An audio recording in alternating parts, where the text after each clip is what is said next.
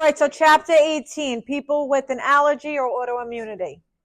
All right, so hypersensitivities, which are also known as your allergies, are overactive immunity with excessive inflammation in the response to the presence of an antigen in which the body has been previously exposed to. There are a degree of range of reaction ranges, so everybody's familiar with this. Uncomfortable, where they get, let's say it's a seasonal allergy, they get that itchy, watery eyes, sneezing. You'll see people around springtime will come in and you're like, wait, what's up? What's the matter with you? And they're like, no, it's just my allergies. Eyes are bulging, they're tearing, they're sneezing. You're like, oh my, especially during COVID when we had like COVID was like a thing. People can have allergies. Forget about it. Everybody thought they had COVID. And then they have those life-threatening ones where they have this allergic asthma, angioedema. Angioedema is where their lips, come very big. With angioedema, remember, anything that affects the mouth and chest area, you're thinking ABCs, okay? You're thinking airway. Anaphylaxis, a bronchoconstriction, or a circulatory collapse. Type 1 hypersensitivity. Everybody's used to this, okay? So everybody knows this. It's a rapid hypersensitivity. It's the most common type, and this results from increased production of IgE antibody class. How can we get this? It could be inhaled, ingested, injected, or a skin and mucous membrane contact. So just look at them. Inhaled, these are pollen, things like that. Animals, like Julian was saying. Ingested, they're eating a food, something along those lines. Injected, they got bit by something. Contrast eyes, patients come in, they're going for a CAT scan. We ask them, do you have any allergy to contrast eye? Skin and mucus contact, so that's latex, pollens, foods, and environmental proteins, whatever it is. A histamine. I would know this for your exam, your final exam. So there are 5 cardinal signs of inflammation. Warmth is a big one. Warmth, redness, swelling, pain, and a decreased function of that area. All right. Itching is big too with that. Anaphylaxis is a medical emergency. This is where the blood vessel dilates. They can have decreased cardiac output and a bronchoconstriction. Type 2, these are cytotoxic reactions. This is where the body makes autoantibodies directed against cells that have some form of foreign protein attached to them. So body is attacking self. I'm sorry.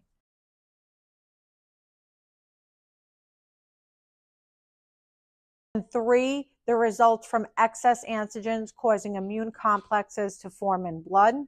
An example of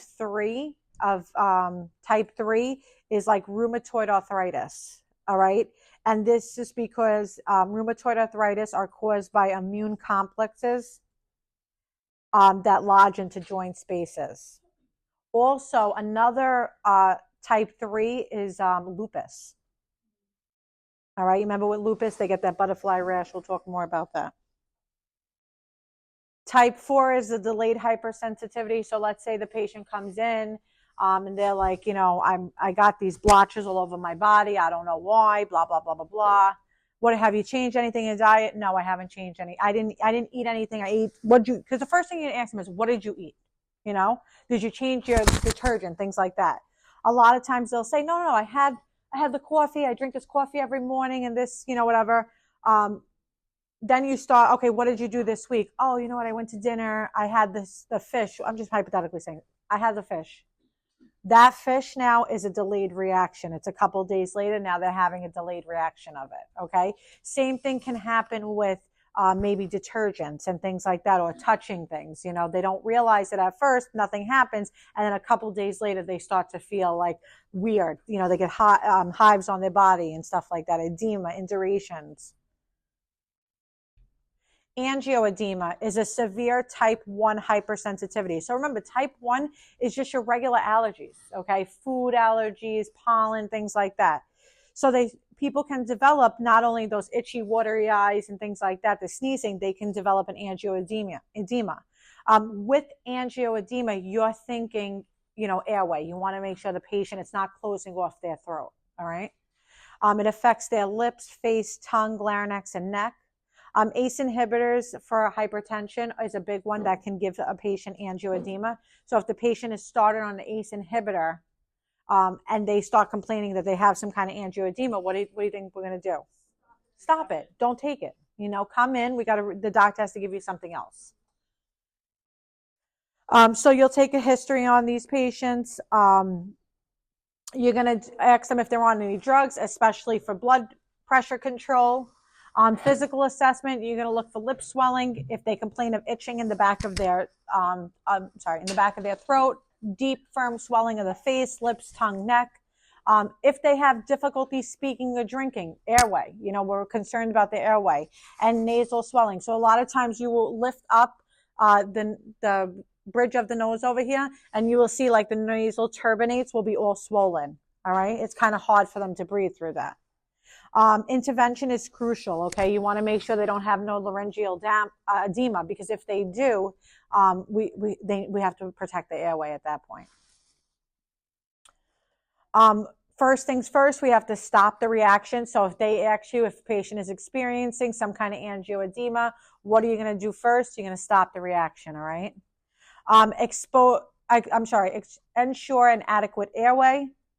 Oxygen, they may need a possible intubation or tracheostomy, okay, pending on how they present. And then drug therapy. So the most useful drugs are epi, okay, epi and corticosteroids, all right? So that's why we make, especially if the patient has a history of having anaphylaxis, we make sure that they always have an EpiPen on them. Back in the day, for those who have kids that are older, and like nowadays it's very easy, but you only got one EpiPen per kid. They would bring it back and forth to school. It was always in the bag. Nowadays, you keep an EpiPen. They have an EpiPen at school. They have an EpiPen at home. They have an EpiPen at grandma's house. There's an EpiPen everywhere, okay? Just so that if this, God forbid, ever happens, the kids or that person's protected. It stops the reaction.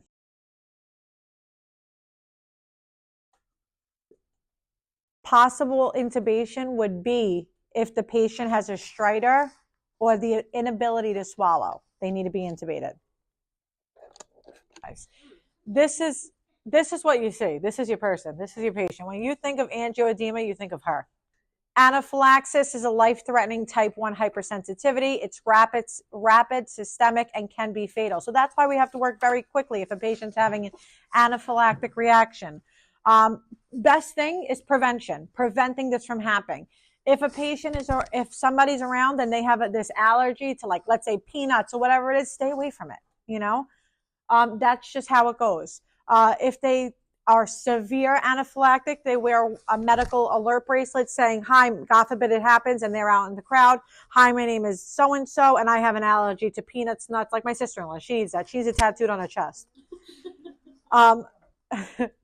No, I swear to God, so bad. Notify the healthcare personnel about specific allergies. So when a patient comes in, let's say you have the ED or the triage nurse, you're going to ask, do you have any allergies? And what are they? What is your reaction to those allergies? Carry anaphylaxis kit or an epinephrine injector. Health records should display the list of specific allergies. Implement precautionary measures if the drug or agent must be used despite the allergic reaction. So let's say the patient needs to go for a CAT scan, all right? But they have an allergy to iodine or they have an allergy to contrast, okay? The benefit has to outweigh the risk. That's how it goes. So what will happen is if they still need that contrast, what they will do is give Benadryl IV first, right beforehand, give the contrast because it will counteract it. All right. And then that patient will just need more monitoring than the normal patient. Usually if a patient doesn't have an allergy, you send them back to the floor, you give them some fluids, they pee out the contrast. Somebody who has an allergy that we're watching that we gave Benadryl to, most of the time they'll sleep it off. Okay. But you really want to watch them. You want to make sure they don't go into respiratory distress or anything like that. So they may stay down and pack you for a couple more hours as opposed to, let's say you don't have the allergy, but she does, you'll go straight back up. The benefit has to outweigh the risk though. You know what I mean? If it's something where it's just like, oh, we're going to check maybe, then they won't do it, especially if they have severe anaphylaxis. Initially, the symptoms may be subtle. There's a clinical criteria. It's on page 350. If somebody is going through any kind of anaphylaxis, they have this feeling of apprehension, weakness, and impending doom. They know something is wrong. What's the first thing? Somebody's going through an anaphylactic reaction. They're like, they know something's happened, or they will say to you, like, I feel like my throat is closing. I don't know what's happening. What's going on? Like they'll kind of try to talk you out of it, like talk you to like pay attention to what they're saying. They have this feeling of doom. Don't take it lightly. You're all right. I'll be right back with your meds. No, stay with the patient, because God forbid something happens. By the time you go out of the room and come back, patient's dead. You don't want that to happen. So then they have respiratory symptoms. They can't breathe. They have this fast-paced breathing. It goes fast to very slow as they start to decompress. Hypotension, diaphoresis. Sometimes diaphoresis is one of the first things you see. You look at the patient, they're holding their chest, and they're like, I don't feel good, and they're sweating, and they don't even realize that they're sweating the way that they are. So epi is your first line drug. It's given IM dose. It's repeated every 5 to 15 minutes as needed. Usually the first 1 to 2 doses, they're pretty good with it.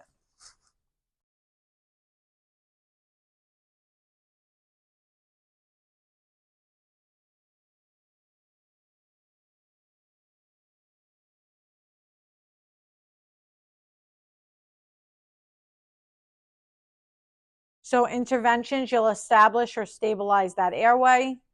If an IV drug is suspected, you're going to obviously discontinue it. You would never take off the IV out of the, like where it's put in.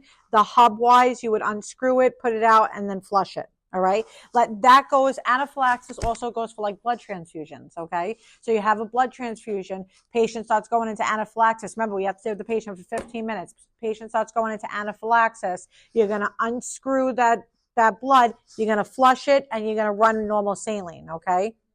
Because you want that patient. You can't run the other normal saline bag because the blood is still going through it, okay?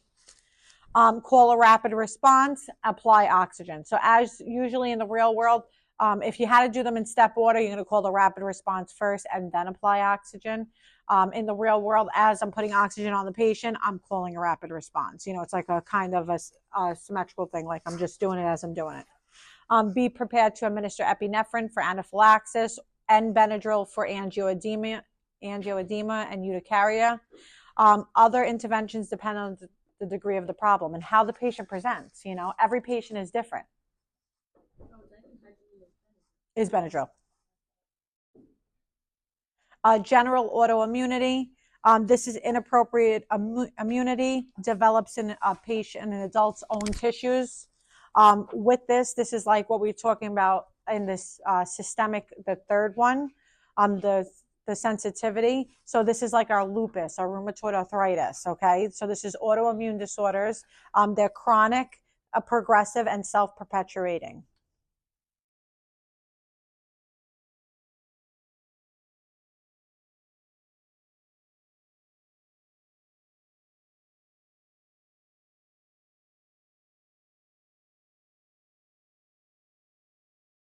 Lupus is chronic progressive autoimmune disorder. All right. Tissue integrity is lost via excessive inflammation and overactive immunity, leading to organ failure and death. Why does this happen? Who does this happen in? It's a strong genetic connection. Triggers include infection, injury, drugs, hormones, and exposure. There's 1.6 million people living with lupus in North America. However, like I say, for diagnosis for lupus, like it's one of those things that it's not where you come in and it's like, it looks like you have lupus. It takes a long time to diagnose. Okay. So the average time to diagnose lupus is 6 years. Yes. Progression can be delayed with the diagnosis, so that's why it's very important. But a lot of times doctors are not really going to pinpoint and say, oh, you have an autoimmune disorder. They're going to say, oh, maybe it looks like, you may have something viral or whatever, and you go through a whole slew of tests. It takes a long time to diagnose. And you don't want to underdiagnose somebody. Take a history. You're going to ask them, has anything changed within the last 5 years? Okay. Their diet, their weight, anything. What brought them in? You're going to ask about pain without injury present. If they have any family history. If they had a recent exposure or illness. All right, so signs and symptoms. Telltale sign is that red macular facial rash. Okay, and that's like that butterfly rash. It literally looks like a butterfly rash. A butterfly, I'm sorry. Or that discoid rash. These are like coin-shaped lesions on the patient. They're found on the face, scalp, and sun-exposed areas. Photosensitivity. Chronic lesions on the mucous membrane of the throat and mouth. A non-erosive arthritis, so they'll have pain and swelling. A serosal membrane inflammation, so you'll see this, they can develop pericarditis. Neurologic, hematologic, and immunity problems. ANAs, which are your anti-nuclear antibodies, that's found in DNA. And it can be caused by drugs like hydralazine, procardia, isoniazid. Yes, I'm sorry. Can be caused by drugs hydralazine, isoniazid, and procardia.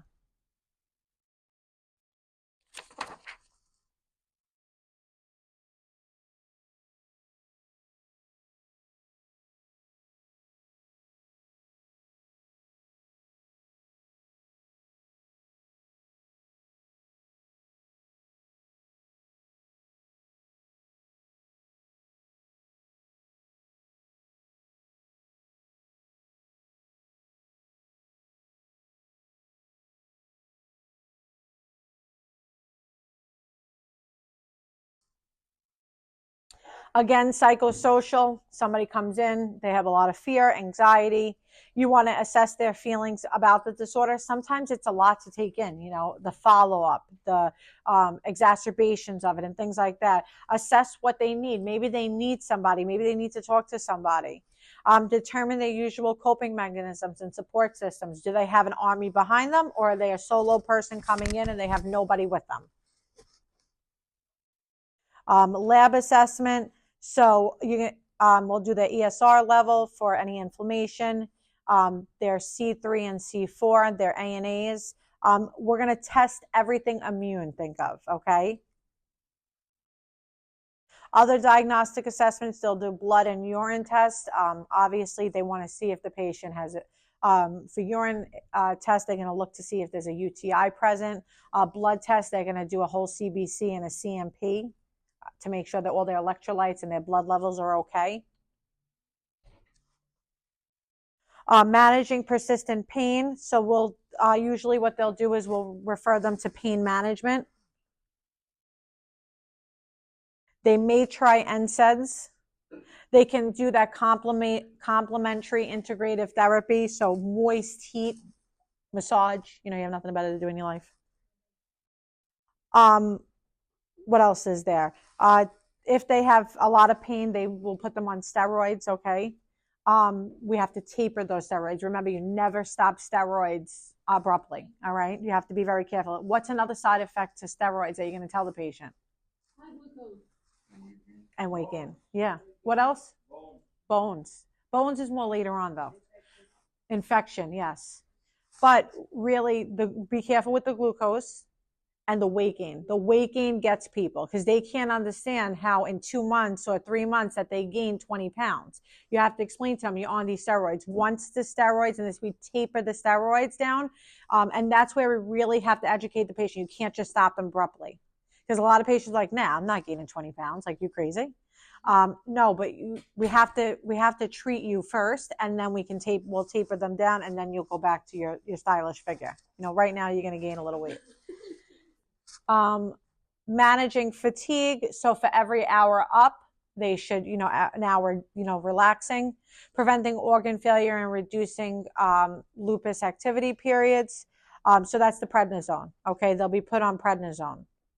Common side effects of steroids. We said acne, sodium and fluid retention, nervousness.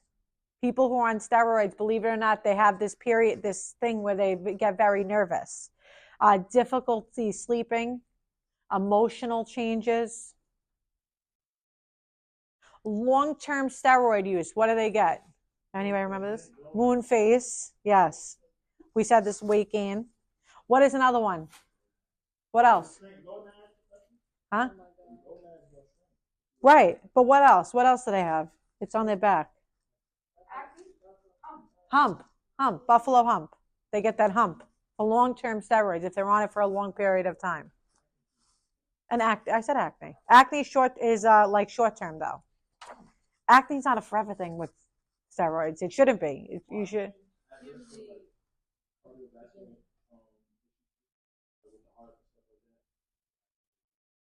If they have comorbidities, if they aren't physically fit, they should be okay. They really should. But if they're gaining a lot of weight rapidly on the steroids, they also have to watch for their entire. They could go into cardiac. All right. But if they're physically fit and they gain like 20 pounds, they can lose that 20 pounds, once it's tapered down. Healthcare management, self-care management. So manage stress and fatigue. They give a drug. Everybody should know it. Plaquenil, hydrochloroquine for lupus. Lucas, you hear me? I'm sorry. Yeah, Plaquenil. P-L-A. I have hydrochloroquine. It's the same name. Hydro. Yep. And it's used when other drugs have not responded. The thing with this drug that you should know for this drug is that these people need frequent eye exams, okay? It affects their retina. That's for hydrochloroquine? Yes. Plaquenil is the other name for it.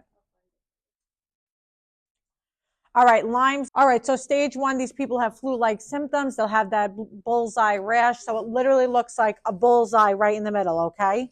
And you pretty much know. Avoidance of heavily wooded areas is best prevention. Use insect repellent. Wear long sleeve tops and pants, and immediately remove any ticks. If you are walking and you don't have a tick on you, but you're walking the pet, you have to check your pets too, okay? Because believe it or not, they get it first. Yeah, they get it the worst. And that's all I have.